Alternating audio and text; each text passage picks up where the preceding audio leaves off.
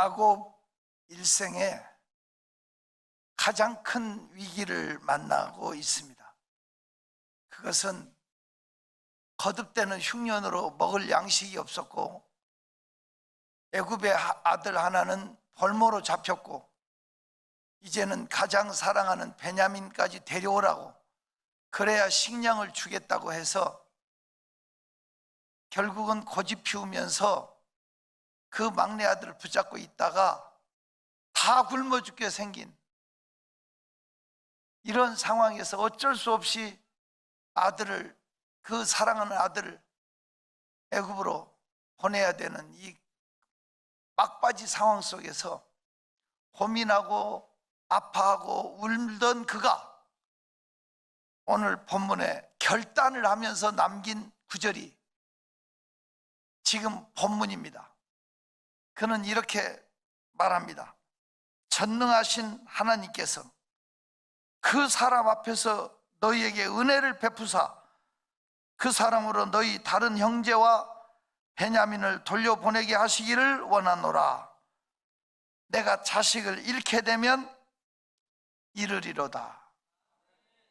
이 한마디로 야곱의 인생의 새로운 전환점이 시작이 됩니다.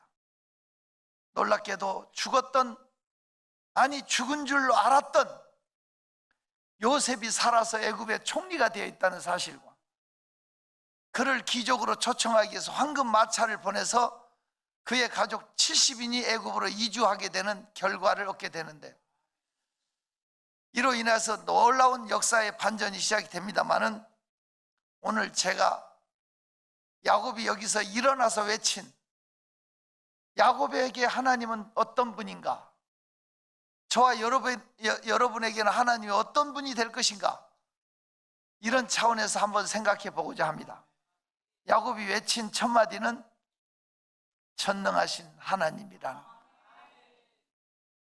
전능하신 하나님. 여러분 어떤 하나님을 믿고 계십니까? 이건 하나님도 안 돼, 코로나는 하나님도 안 돼, 이런 식으로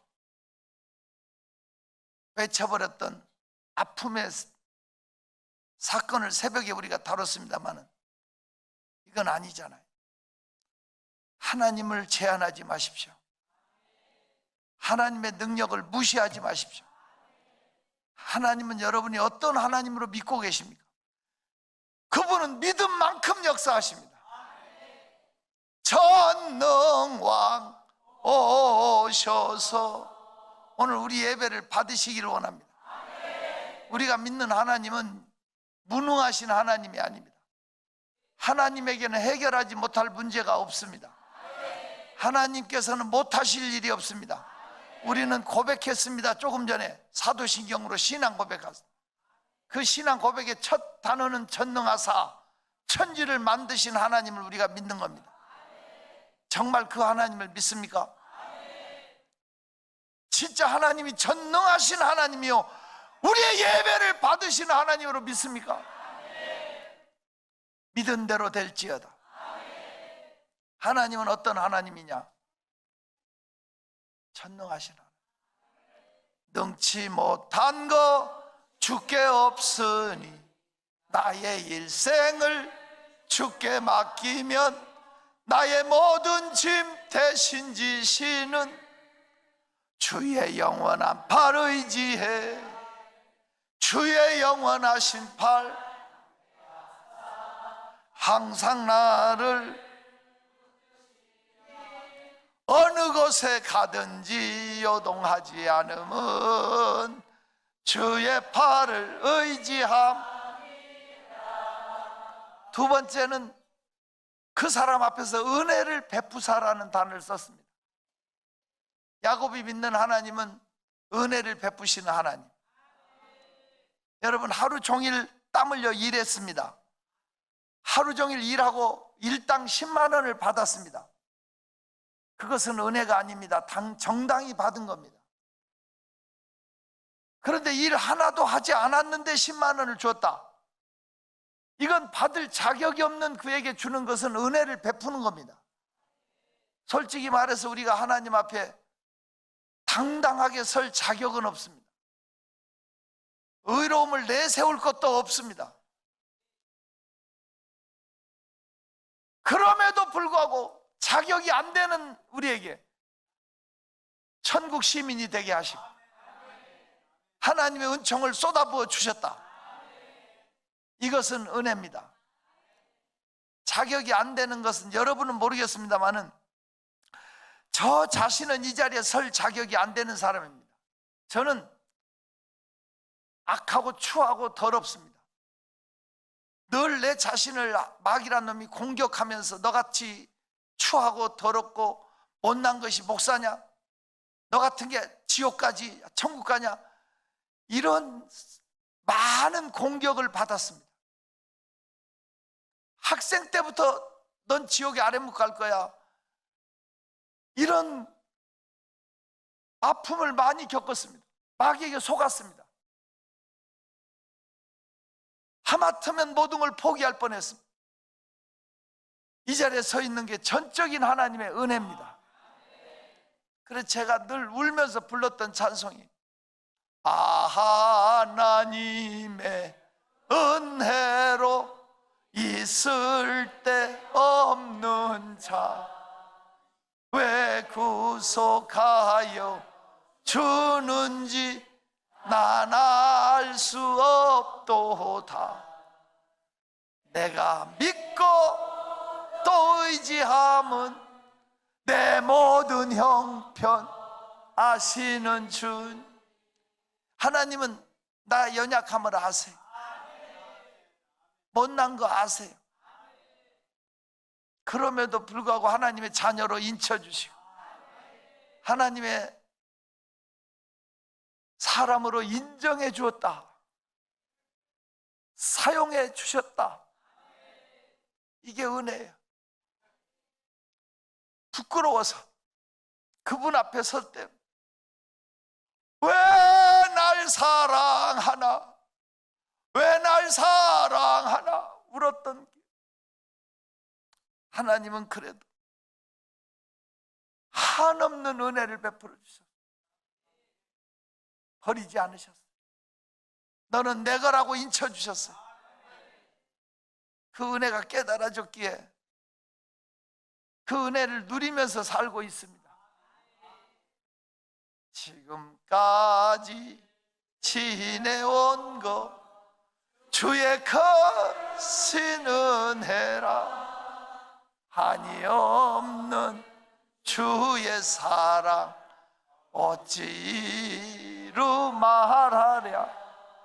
자나깨나 주의 손이 항상 살펴주시고 모든 일을 주 안에서 형통하게. 세 번째는 은혜를 베푸시는 하나님으로 끝나지 않고 따라합시다. 해결해 주시는 하나님. 해결자 되신 하나님.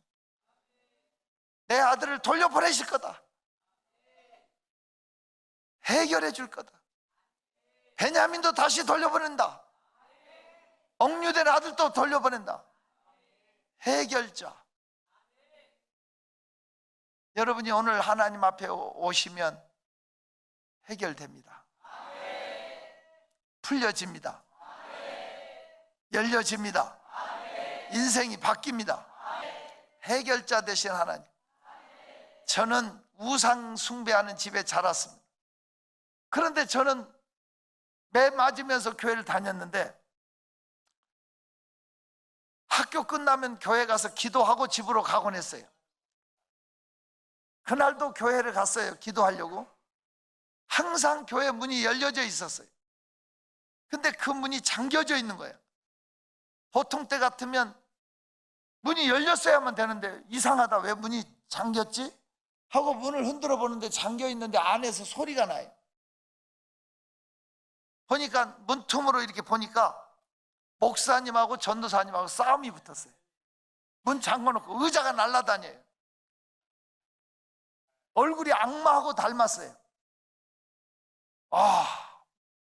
몇 번 눈을 훔치면서 확인했어요. 천사처럼 존경하고 늘 온화하고 따뜻했던 그분들의 얼굴이 아니었어요. 배신감에 몸이 후들후들 떨렸어요. 내가 머리 빡빡 밀고 중이 됐으면 중이 됐지 교회 안 나갔다고. 목사 전사들은 사기꾼이라고. 제가 우리 중학교 때 6명 전도했어요. 제 친구를 그 당시에 6명 전도하는 애들한테 다 알려. 너들 교회 오면 죽여버린다고.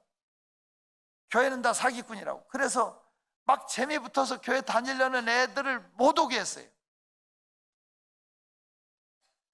세월이 지났어요. 제가 목사가 됐어요. 근데 그 6명 제가 전도한 애 하나가 중부 휴게소에서 만났어요. 아주 예쁘장하게 생긴 남자애가, 오래전 얘기예요. 여자들 한 20명, 예쁘장하게 생긴 여자들 20명 사이에서 껌을 쫙쫙 씹으면서 그 사이에서 같이 사진 찍고 있더라고요. 그래서 저놈은 뭔 놈인데 저 여자들 사이에서 혼자 남자가 저렇게 있지. 그랬더니 나를 보더니 다 밀어버리고 나오더니, 야! 너 대성이 맞지? 그래. 누구신데요? 야, 임마, 너 때문에 내가 교회 안 다녔잖아. 너 목사 됐다며. 너는 뭐하니? 그랬더니 영화 감독이래.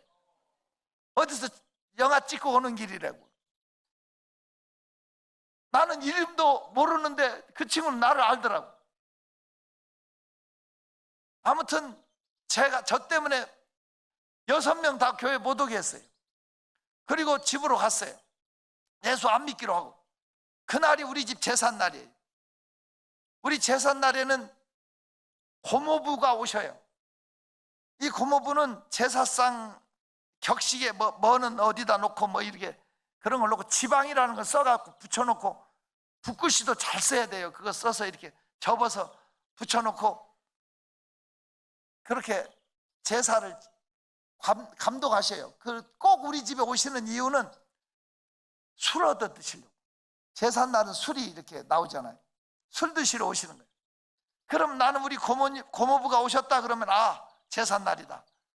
그리고 나는 도망가야 되는. 그날은 안 도망갔어요. 왜? 예수 안 믿기로 했잖아. 저녁 시간이 되니까 날더러 대문 열어놓고 오라고 나를 시키는 거예요. 나는 대문 열어놓고 오라면 뒷문으로 도망가거든. 근데 옛날에는 대문 안에 또 조그만한 쪽대문이 있었어요. 옛날 서울에. 쪽대문 열어놓고 달아난 제가 큰 문까지 다 열어놓고 어서 옵쇼 하고. 근데 가을에 이렇게 바람에 낙엽이 떠다니는데 느낌이 누가 오는 것 같은 느낌을 제가 속으로 누가 따라오나 이런 느낌을 받았다니까요. 절하라 그러면 절하고, 술잔 향로에다 부으라면 붓고, 다시 절하라, 반 바퀴 돌려서 부으라 하더라고. 우리 고모부가 시킨 대로 다 한 거예요. 다시 절하라면 절하고. 그래도 양심에 꺼리낌이 없어요. 예수 안 믿기로 했으니까. 그날 밤 잠을 자는데 숨을 쉴 수가 없어요. 답답해. 그래서 코를 만졌더니 뭐가 끈끈한 게 손에 잡혀요. 불을 켜고 보니까 코하고 입하고 귀에서 동시에 피가 나와요. 여러분, 그렇게 피 나와 본 적 있어요? 요강에 대고 피를 받았는데요, 요강이 가득 차가는데도 피가 계속 나오니까 저희 가족이 비상이 걸려가지고 저희 부모님이 저를 일으켜서 병원으로 데리고 가려고 하는데, 제가 의식을 잃게 되는데, 의식을 잃을 때 이렇게 몸에 기운이 돌면서 빠져나가는 것 같은, 몸에 빠져나갈 때 몸이 편안해지면서 마음이 포근해지면서 의식을 잃을 때, 내가 어릴 때 그런 생각을 했어. 아, 사람이 죽을 때 이렇게 죽나 보다. 그리고 저는 의식을 잃었어요. 저희 집에서 제일 가까운 병원이 경희대학병원이에요. 저희 집 망우동이었는데 경희대학병원에 가서 링게루 꽂고 못 고친다고 더 큰 병원으로 거기서 추천한 대로 가가지고 그날 밤에 5개 병원을 갔다가 마지막 서울대학병원으로 갔어요. 저는 링게루 꽂고 의식이 돌아와 있었어요. 제가 근데 내가 듣고 있는지도 모르고 침대 맞은편에서 저희 아버지하고 의사 선생님하고 나누는 대화 소리가 들려요. 현대의학으로는 고칠 수가 없다는 거예요. 우리 아버님이 왜 고칠 수 없냐 그랬더니 쉽게 설명을 하는 거예요. 코하고 입 사이에 사람이 막이 있대. 벽인 막이 있는데 그 막이 깨지거나 터지면 불로 지져주거나 꼬매주면 된대. 근데 저는 그 막 자체가 녹아서 없어져 버렸기 때문에, 피를 막아주는 막이 없어졌기 때문에 현대의학으로는 그걸 재생할 수가 없다는 거예요. 그러면 어떻게 하면 되냐? 집으로 데리고 가라는 거예요. 얼마나 살겠냐고. 그러니까 의사 선생님 말로 기르면 2주간 산대. 2주간 버틴대. 2주간 산다는 제가 지금까지 살아있잖아요. 제가 집으로 왔어요. 의사가 못 고친다니까 이제 민간요법으로 저를 살리려고 저희 집안 식구들이 애를 썼어요. 저희 집에 할머니가 2분이에요. 친할머니하고 외할머니가 서로 저를 살리려고 뭐를 먹으면 지혈이 된다, 뭐가 먹으면 피가 멈춘다 해가지고 닭에다가 그걸 약재를 넣어가지고 고아가지고 저를 먹이는데 하루에 2-3번씩 바뀌어요, 약재가. 할머니 2분이 서로. 내가 얼마나 닭을 많이 마셨던지 지금 닭 냄새 맡기도 싫어. 닭에서 나오는 건 다 싫을 정도로 하도 닭을. 그렇게 해도 피는 계속 하루에 2번 이상 피가 터져 나와요. 그런데 이상해요. 이렇게 보통 때는 못 느끼는데 피가 팍 솟구칠 때는 이 심장이 이렇게 크게 모타 소리 내면서 뛰는 것처럼 이렇게 하면서 그 피가 솟구쳐 천정으로 벽으로 막 터져요. 그럼 온 가족이 제 사지를 잡고 저희 어머니가 흰 가지 수건으로 닦아내요, 몸을. 그런데 만약 더 차가운 거나 뜨거운 게 충격이 가면 다시 터져요, 피가. 그러니까 아주 조심조심해서 이제 그게 저희 집에 하는 일인데, 그렇게 세월을 보내는데 애삼촌이 없고 가족들이 저를 이제 부흥회하는 교회당으로 찾아가게 하는데, 저희 친할머니가 사람 많은 데 가서 피토하면 남들 피해 준다고 약솜이, 하얀 솜 한 좌우 사방 10cm 정도 되는 이런 솜을 내 손에다 쥐어주는 거야. 이거 가지고 와서 응급조치하라고. 그런데 제 컨디션이 이 솜을 집으려고 아무리 해도 힘이 안 가고 빠져나가고 흘러내리는 거야. 몇 차례 시도해도 그 솜 하나 들 수 있는 상태가 아니야. 그 솜을 우리 할머니가 가는 철사로 손목에다 묶어줘. 그렇게 제가 예배당으로 갔습니다. 그 목사님이 설교 1시간 할 동안에 나는 맨 앞에 갖다 놨어. 안수받으라고 앞에다 갖다 놓은 거예요. 근데 그 설교하는 설교는 하나도 기억이 안 나는데 얼마나 열정적으로 설교를 하시든지 막 머리에서 땀이 흘러서 옷깃을 타고 내 앞에 땅바닥으로 떨어지는 걸 내가 봤어. 여러분 하면서 설교를 하는데 거기서 내가 감동이 왔어. 아, 하나님이 살아계시나 보다. 그러니까 저렇게 열심히 설교를 하시지. 그러면 이제 끝나고 안수 받아야 되잖아. 한 500명 앉아 있는데 그 자리에 선착순 40명만 안수해 주겠다. 근데 저는 맨 앞에 있는데 양쪽으로 사람들이 올라가는데 나는 여자들 엉덩이가 그렇게 크고 무서운 거 처음 알았어. 막 가는데 절구통, 도라무통, 항아리가 굴러가는 것 같은 느낌. 소떼 말떼가 막 야생 말이 지나가는 느낌 있잖아. 그 엉덩이로 나를 탁 치면 나는 압사당합니다. 몸에 기가 없는 제가 무서워서 벌벌 떠는 거야. 나를 치고 갈까 봐서. 다행히 안 치고 한 무리가 올라가고 나니까 우리 애삼촌하고 할머니가 뒤에 앉아 계셔요. 애삼촌 예수 안 믿어. 나 때문에 우리 막내 애삼촌이 가서 앉아 있는 거예요. 삼촌하고 내가 불렀더니 왜? 내가 무서워. 집에 가자. 나를 얼른 업고 집으로 오는 거야. 뭐가 무서워요, 여러분? 하여튼 뭐가 무서워. 집으로 와서 저는 들어 누워있고 온 가족은 맛있게 식사를 하려고. 가족 식구들이 다 둘러앉아 먹는데 우리 집은 유교 봉건주의라 우리 아버지가 숟가락 들기 전에 누구도 숟가락 못 들었어요. 우리 집이 아주 엄했어요. 근데 제가 기도하고 먹어 그랬어요. 실로 오랜만에 은혜 받고 왔어요. 근데 여러분, 오늘 내일 죽어가는 사람 있으면 집안 서열이 바뀌어요. 죽기 전에 뭐 좀 해주려고 그러고 그냥 내 말이면 벌벌 떨어. 내가 기도하고 먹어 하니까 우리 아버지가 숟가락을 못 들어. 아무도 밥을 못 먹어. 그러니까 애삼촌이 네가 기도해라. 실로 오랜만에 제가 2년 만에 처음 기도를 합니다. 하나님 아버지 감사합니다. 이 음식을 먹고 온 가족이 건강하게 여기까지 하는데 저희 형들이 죽고 이런 계속 굿할 때 짝도 춤추고 무당이 거기서 춤을 추고 줄에서 춤추고 모닥불 펴놓고 막 그 할 때 신 내릴 때 내는 소리, 무당의 소리가 쇠가 쨍 부닥치는 그 쇠 소리가 나는, 들어보신 분 있을 거예요. 굿할 때 신 내릴 때 내는 소리가 들려 내 귀에. 비웃으면서 네가 기도를 다 하냐?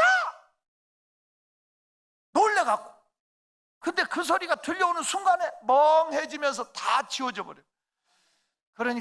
그러니까요, 내 의지로 믿음 지키는 게 아니더라고.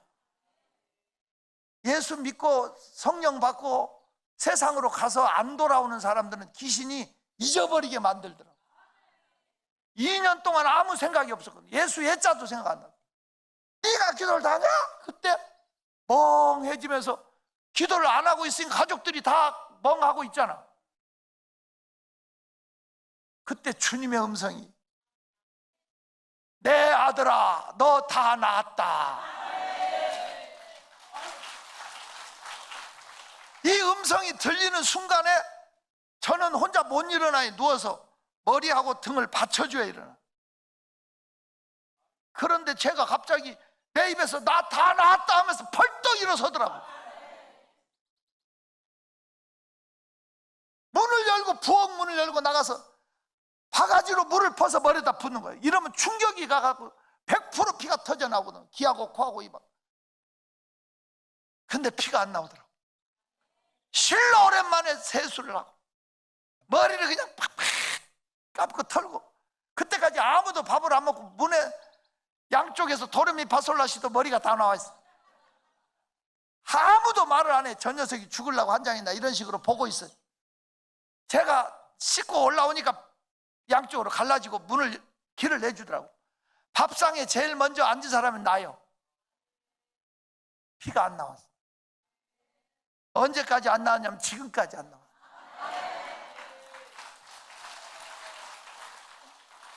가끔 코피가 난 적도 있어요. 코피. 그러나 코하고 입하고 귀하고 동시에 피가 터진 적이 없어. 의사는 내 이가요 피가 많이 기로 나오니까 못 듣는다고 그랬어요. 제 귀가 고막이 썩어 내렸다고. 근데 아직까지 제가 듣고 있어요. 하나님이 만져주시면 돼요. 하나님은 살아계신 분이에요. 우리 하나님은 치료자 하나님, 해결자 하나님, 전능하신 하나님, 내 하나님이었으면 좋겠어요. 예수님은 십자가에서 운명하실 때 마지막으로 내 영혼을 아버지 손에 맡긴다고 그랬어요.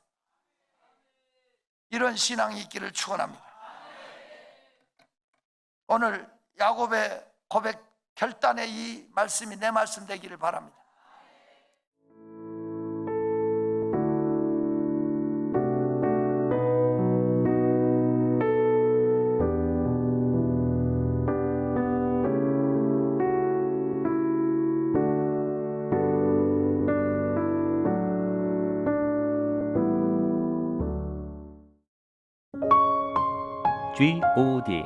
Good TV